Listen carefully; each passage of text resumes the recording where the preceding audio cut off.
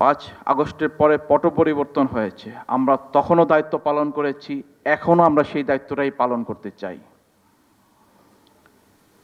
আমাদের যেটি আমি শুরুতে বলছিলাম যে আমাদের যে কার্যক্রমগুলো সেটি হচ্ছে আমাদের দায়িত্ব পালনের সহযোগী হিসাবে বিএনপির মতো একটি গণতান্ত্রিক বড় দল আজকে আমাদের সাথে যে মতবিনিময় আয়োজন করেছেন, আমরা আরএফইডির পক্ষ থেকে আপনাদেরকে ধন্যবাদ জানাই, কৃতজ্ঞতা জানাই। আমরা মনে করি একটি গণতান্ত্রিক অগ্রযাত্রায় রাজনৈতিক দল এবং নির্বাচন কমিশন এবং সাংবাদিক এবং রাষ্ট্রের যে অন্যান্য যে প্রতিষ্ঠান রয়েছে, আমরা সবাই কাঁধে কাঁধ মিলিয়ে চলতে পারি, সেটি আমাদের গণতন্ত্রের জন্য সুখকর হবে।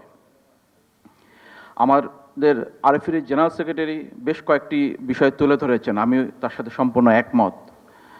আমরা চাইব আগামী দিনে যে জাতীয় সংসদ নির্বাচন এবং স্থানীয় সরকার যে নির্বাচনগুলো অনুষ্ঠিত হতে যাচ্ছে, ওই নির্বাচনগুলোতে আপনাদের পক্ষ থেকে, বিএনপির পক্ষ থেকে আমরা চাইব যারা গণমাধ্যম কর্মী আছেন তারা যেন তাদের পেশাগত দায়িত্ব পালনটি নির্বিঘ্নে করতে পারেন।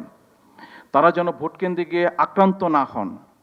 কেউ যদি কোনোভাবে আক্রান্ত হন তাকে যেন তাৎক্ষণিকভাবে রেস্কিউ করা যায়, সেই জায়গা থেকে আপনারা সহযোগিতা করবেন।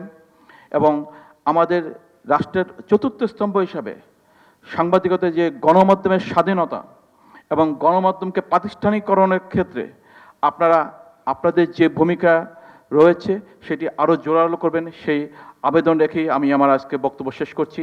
সবাইকে ধন্যবাদ।